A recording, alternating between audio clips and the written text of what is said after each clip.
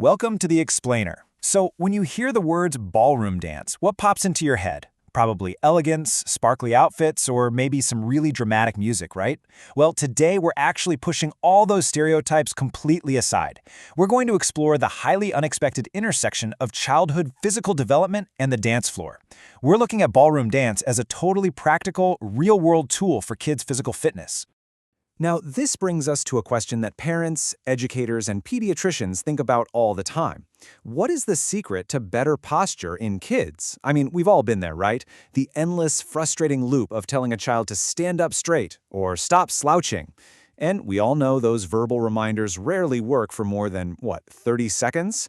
How does a child actually build the physical endurance to hold themselves upright on their own? Well, the secret might just be hiding in plain sight, out on the dance floor.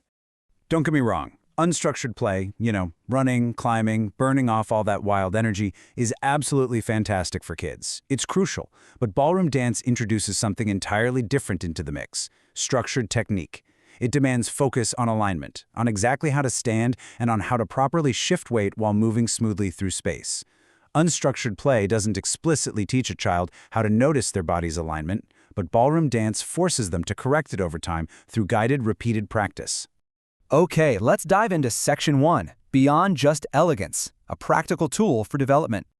Moving on to Section 2, Building the Perfect Frame, the Mechanics of Posture. So before a kid can even think about dancing with someone else or executing some complicated, fancy step, they have to learn how to control their own body in space. In most ballroom styles, instructors teach what's called a frame. And this isn't just some vague, general idea of good posture. It's actually a very specific set of positioning cues involving the torso, the shoulders, and the arms, all working together to help the dancer stay tall and stable.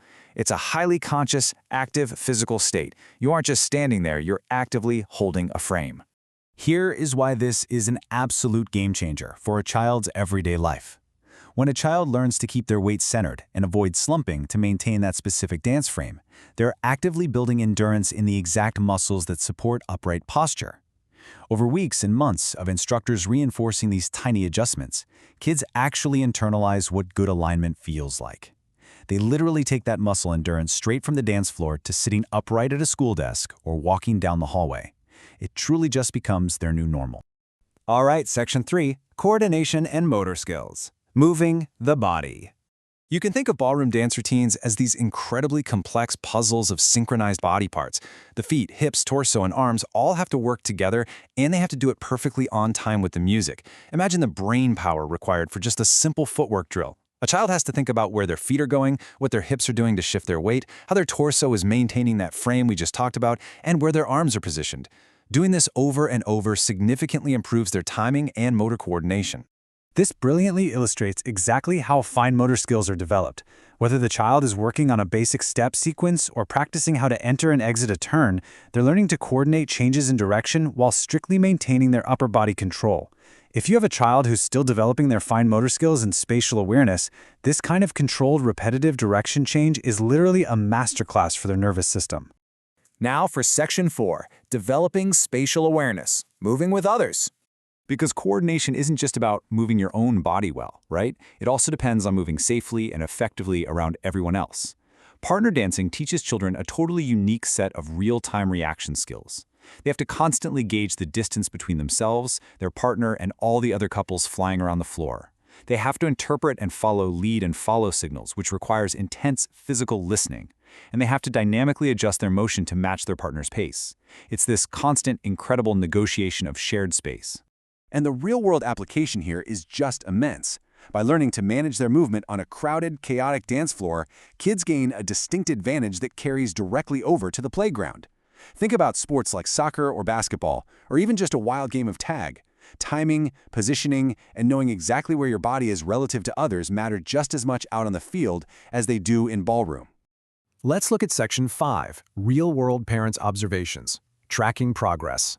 Now, while it's definitely true that results will always vary child by child, the reports from families show some really consistent, gradual improvements over weeks and months of training.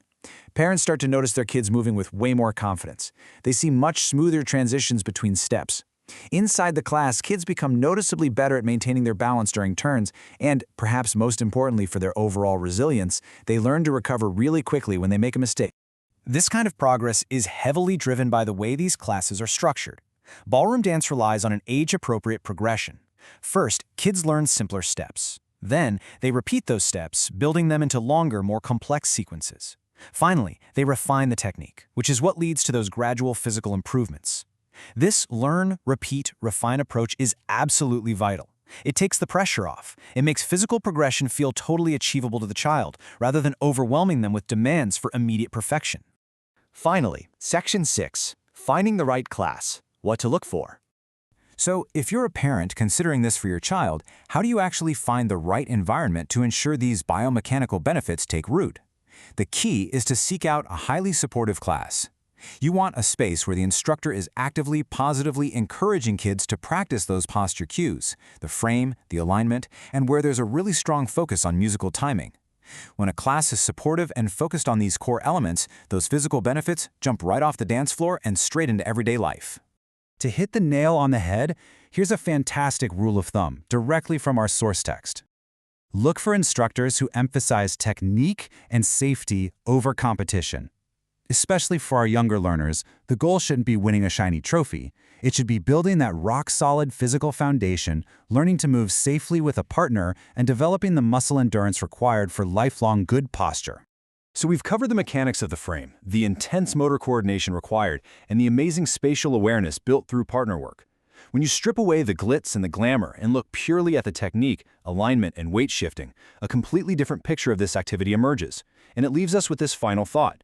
Could the dance floor actually be your child's most effective classroom for lifelong physical health? Thank you so much for joining me for this explainer, and I hope this completely changes the way you look at the biomechanics of dance.